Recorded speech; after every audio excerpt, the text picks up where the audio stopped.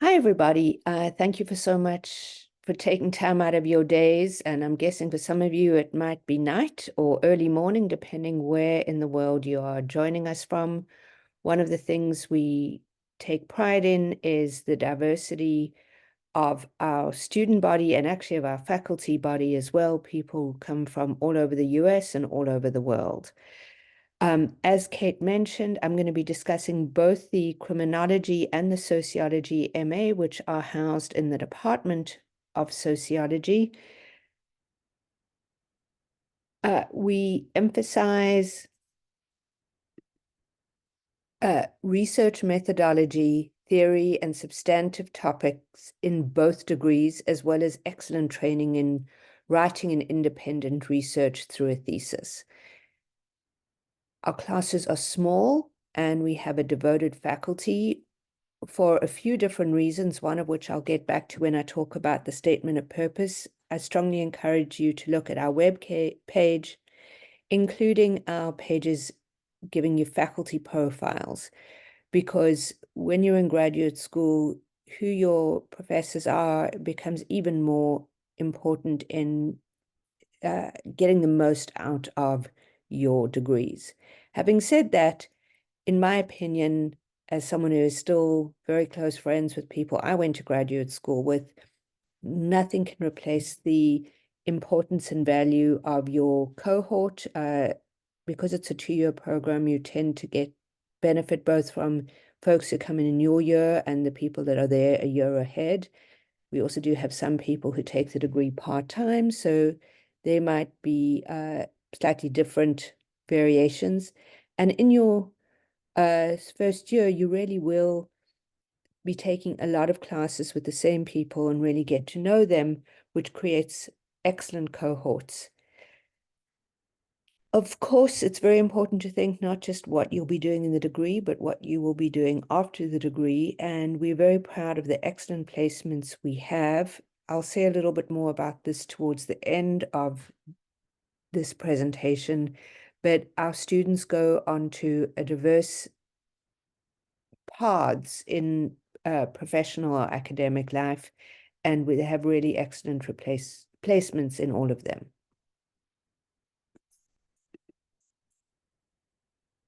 I'm struggling to get to my, there we go.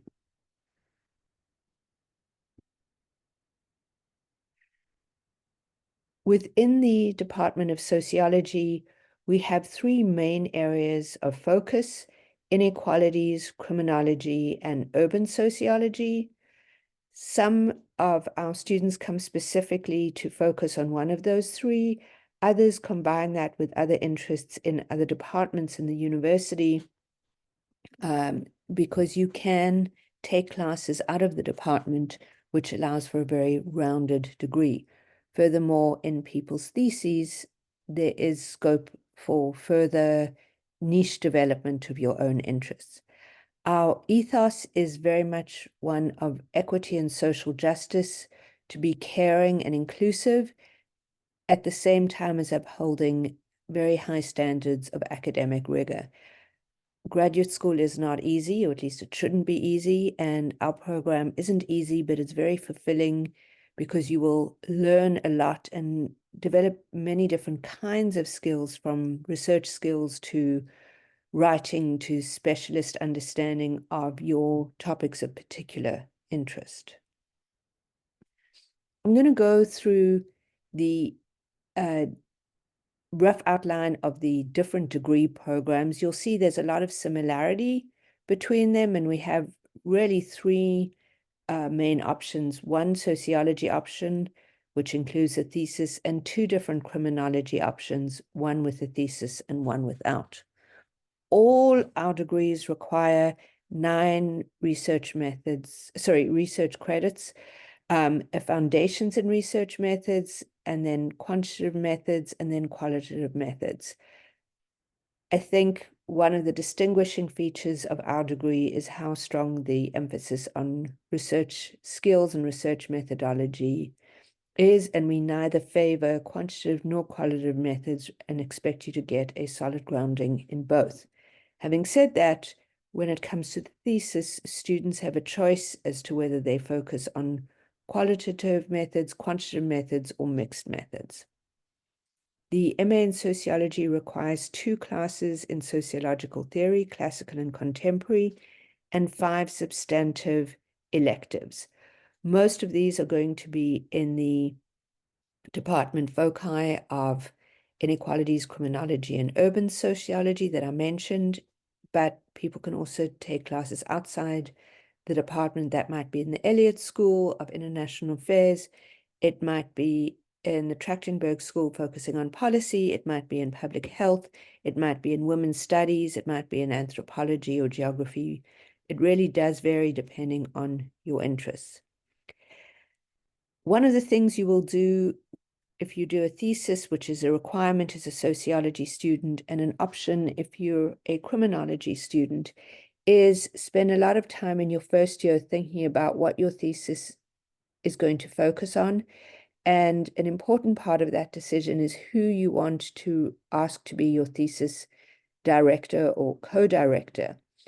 And then in your second year, you will sequentially sign up for 3 credits each in 2 semesters to work with that thesis director on a one-on-one basis.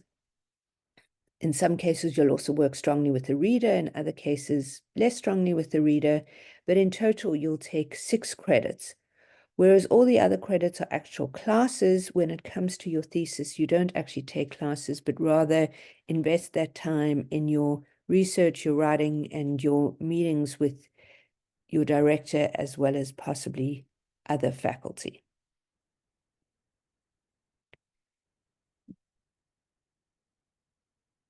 As mentioned, the criminology also requires the same 9 research methods credits. You get to choose between classical or contemporary sociological theory, and then you do take 3 required classes specializing in different parts of criminology: a criminology class, a deviance and control class, and a criminal law class. You have an opportunity for 3 substantive electives in or out of our department once again. So, for example, if you're particularly interested in Homeland Security, you might be taking those classes in the Elliott School rather than in our department.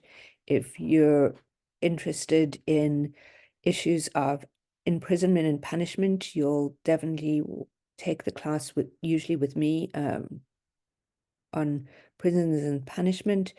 If you're taking a class in policing, you'll take it with Dr. Bustamante usually, and so on and so forth.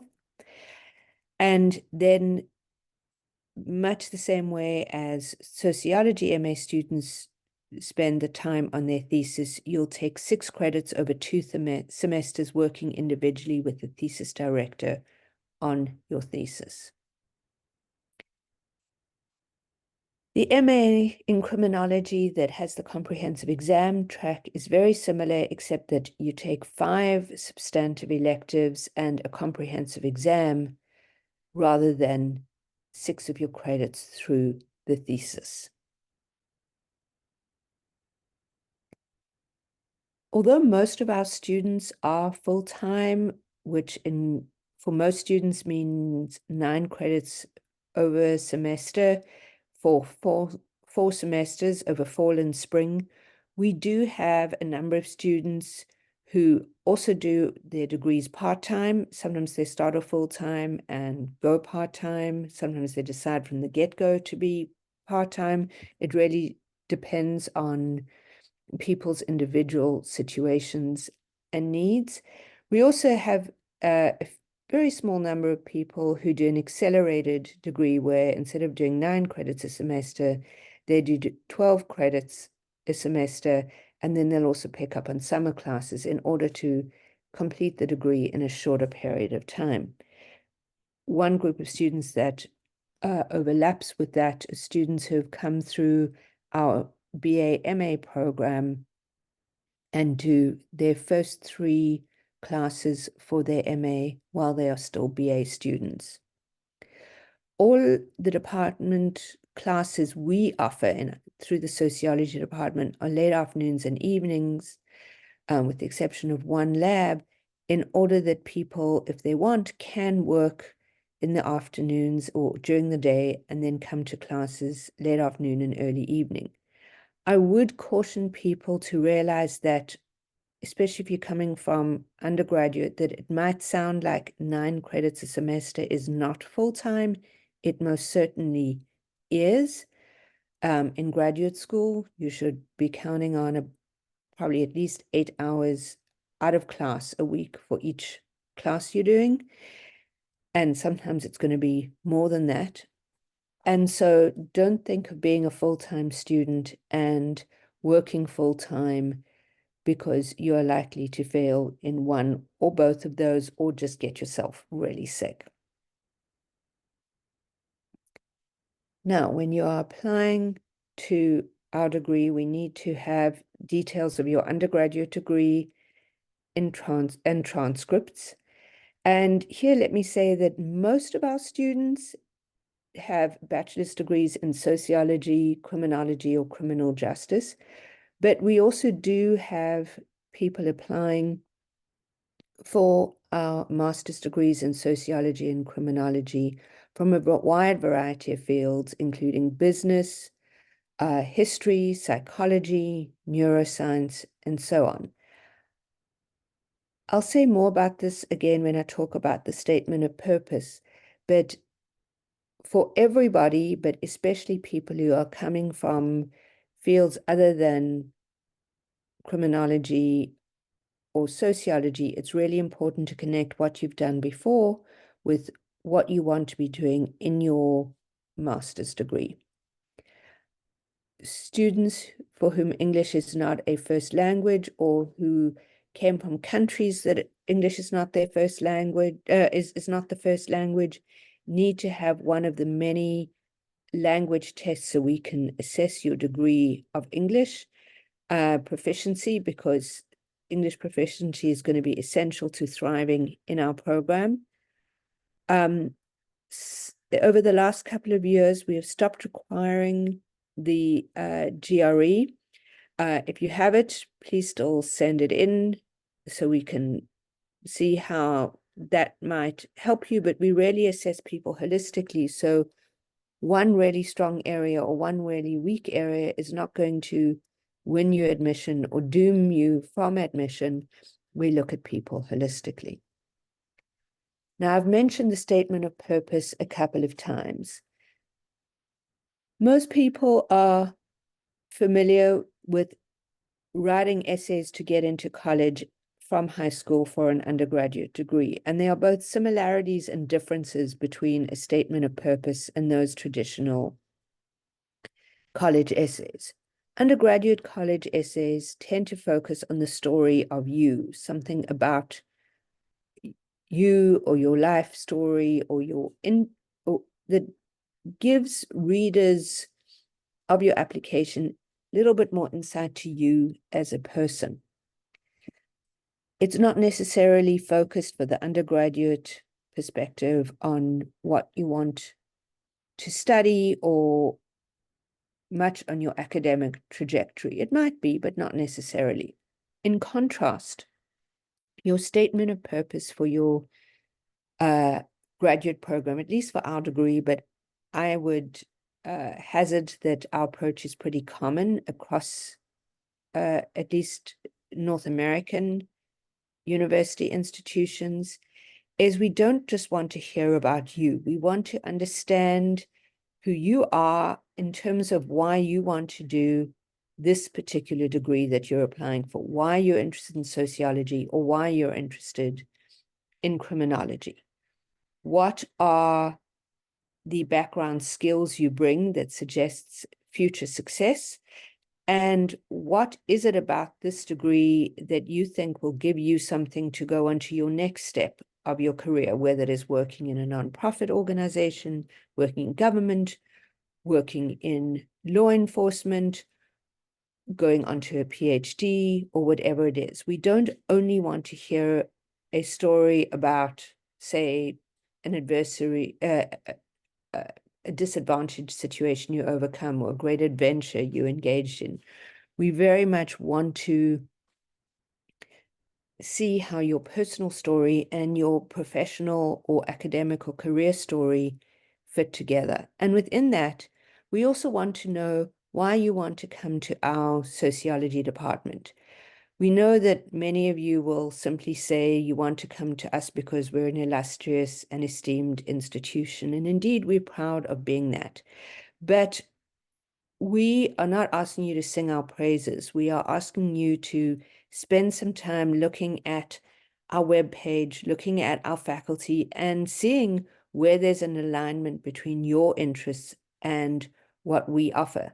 Because what we don't want to do is have you come to our university and then be very disappointed because your particular goals don't align with our areas of specialist knowledge, interest, classes, and so on. That's going to make everybody frustrated or unhappy. So don't go for just a generic statement or a generic paragraph about GW Sociology Department being great. It is, thank you. But rather note particular classes or faculty or career trajectories that impress you. You should include a resume, and something I have not got on this list but is encouraged but not required is a diversity statement. What is your own perception of diversity? How do you benefit from diversity? How do you contribute to diversity? This is an option, not a requirement, but it does give you an additional opportunity to say something more about yourself and your background. I jumped ahead. Also very important to this holistic review are your academic letters of recommendation. Please do not just send us professional letters. If you've been out of university for a very long time and you no longer have contact with any of your professors, I recommend identifying colleagues who understand what graduate school involves, or supervisors who understand what graduate school involves, so they can talk about how your skills and talents and goals align with the requirements of graduate school. Generally, we much prefer to have academic letters rather than employers or non-academics writing your letters because they better understand what the skill sets are that you need for graduate school. Also very important as part of your requirements is a writing sample. Depending on when you were last in an undergraduate program, some people even have another master's program, or what your job is, that might look very different for different people. So we allow quite a few options, but we recommend some guidelines. Ideally, your writing sample would be at least 5 pages and no more than 30 pages. Wherever possible, it's very important to choose a sample that demonstrates your ability to write according to academic standards. Where possible, the substance and topic of the sample should overlap with the substance of the degree being sought and should reflect academic conventions like citation and referencing and the formal nomenclature or language or jargon of academia. We do know that it's not possible for everybody to provide such a sample. If in doubt, I'll be sharing my contact details at the end of this presentation. Do feel free to shoot me an email or make a Calendly appointment with me that we can chat over Zoom so I can give you greater guidance about how best to choose your writing sample or any other aspect of your application, your statement of purpose, who you should approach for a letter of recommendation, and so on. There's no harm and sometimes lots of benefit by reaching out as you prepare your application.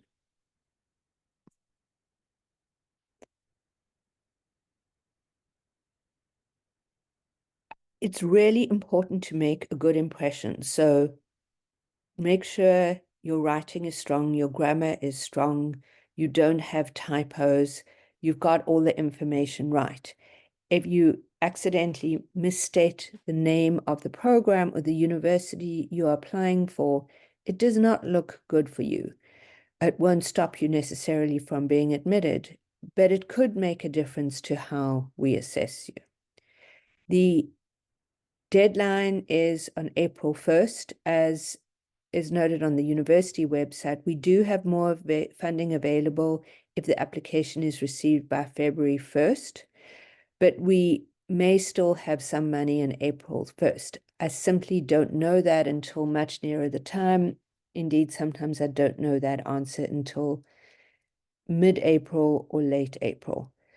What I can stress is that we look at people holistically, not only looking at one part of your application, like your transcript or like your statement of purpose.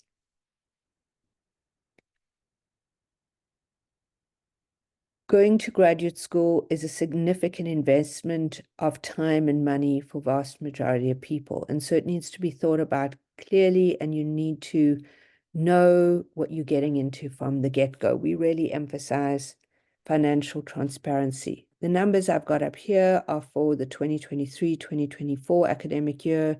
They might increase somewhat for this coming year, so do have a look at the university links that make all this information clearly available. Typically, though, you're paying a little less than $2,000 a credit, which means that for an 18 credit program, it's a little less than $36,000 a year for 2 years. There are also a small number of fees and charging depending on your registration and activity. If you're an international student, the US government will not give you a visa unless they are sure that you have the money both to pay for the tuition and to pay for your living expenses. And the official estimates are a little under 120,000 for the 2 years, including tuition fees and living expenses. There are ways you can certainly increase that. There are very minor ways you can decrease that, but for international students, that is what the US consular officials are going to be looking at. We do offer some funding based on merit for all applicants. As I've already indicated, there's more funding available earlier on in our funding cycle, but there is still some funding available at other points in the year, though it's less predictable. Let me emphasize 2 important things about funding. Firstly, there is no full funding available. We do not have the funds to simply give somebody the equivalent of a full ride that you might get for an undergraduate degree or a PhD. This is really important to note, especially for people who think about teaching assistantships or graduate student assistantship or graduate teaching assistantship. They go by different names, as providing full funding. At GW, they are not a source of full funding. They are salaried positions, and that goes to the second point. Different kinds of funding can be combined. So you could get some assistance towards your tuition if you're a good student, and you could get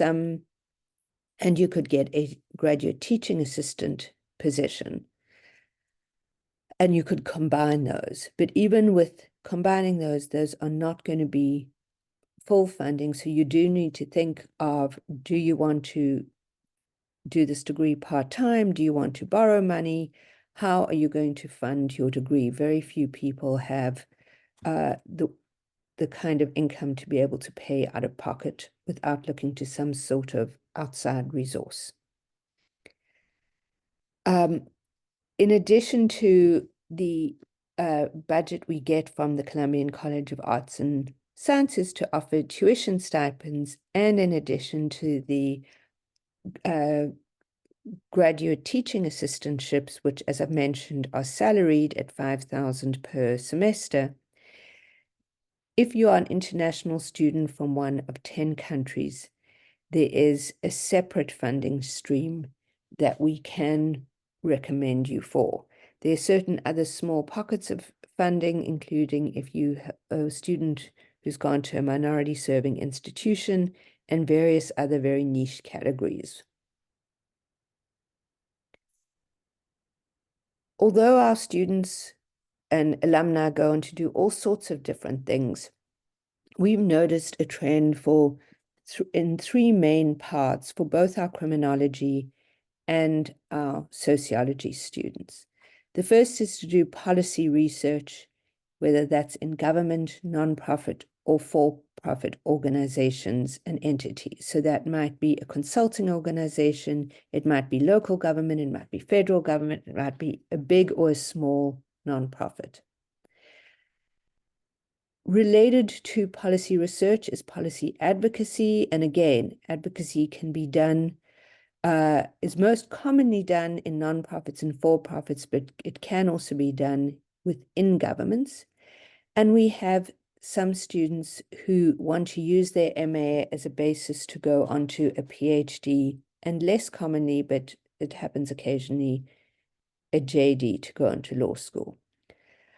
Our alumni really excel, whether they are going on to doctoral degrees or to working in for-profit, nonprofit, or government jobs.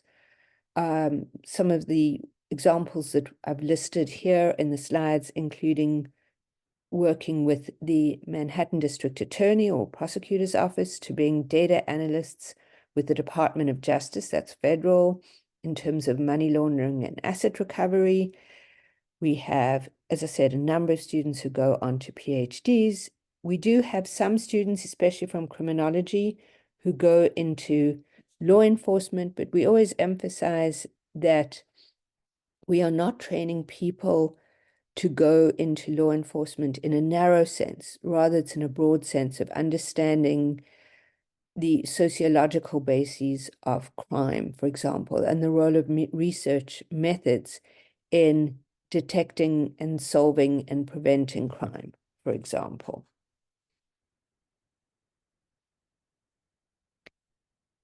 I look forward to taking